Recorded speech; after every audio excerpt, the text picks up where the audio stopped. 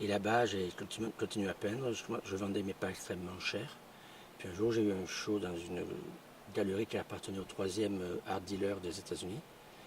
Euh, il a investi pas mal d'argent sur le show et sur l'exposition. Et après le week-end d'ouverture, eh ben, j'avais 100 000 dollars dans la poche. Et ça a bien marché à partir de là. Et j'avais inventé un style qui s'appelait le formisme. Le formisme, c'est compliqué, mais en gros, c'est tu prends, euh, tu prends Chagall, c'était un coloriste. Tu prends Picasso, c'était un structuraliste. Pas toujours, hein, je te parle de la période cubiste. Et si tu arrives plus ou moins à mettre structure et couleur ensemble, bah ça s'annule souvent.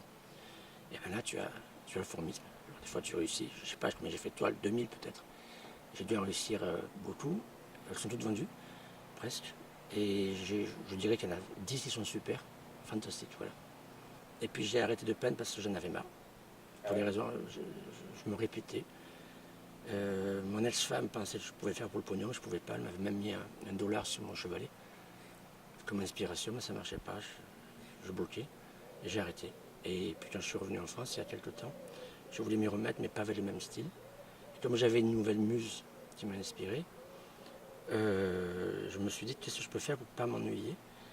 Et j'ai commencé à rechercher la méthode de peinture des peintres hollandais, non pas comme par exemple Rembrandt, qui est précédent à Vermeer, qui était assez puissant, mais les peintres hollandais très, très raffinés.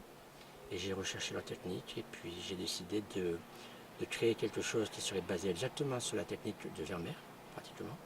Si ce n'est, et souvent, pas toujours, mais souvent ce seraient des copies de peintures de l'époque, si ce n'est que je voulais les rendre hors temporels. Tu verras que c'est la technique de Vermeer, si ce n'est que tu verras qu'elle boit un martini et il y a un cigare qui brûle, donc on se doute qu'il y a quelqu'un dans la pièce, et ça te permet de trouver quelque chose, et elle n'est pas temporelle, et tu peux rechercher quelque chose, une histoire.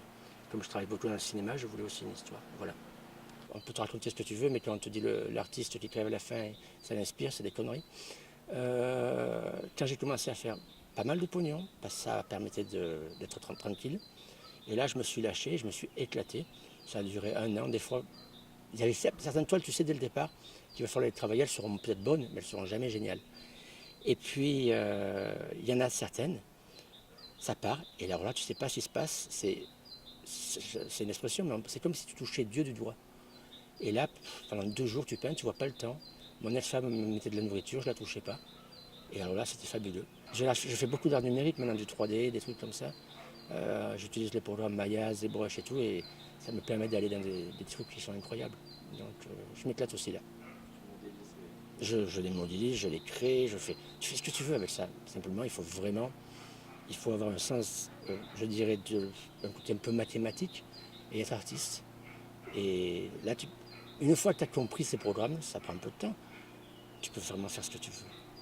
Ce que la peinture ne permet pas toujours de faire. Et puis après, maintenant, puisqu'il y a l'imprimerie 3D, après, tu peux faire ce que tu veux aussi.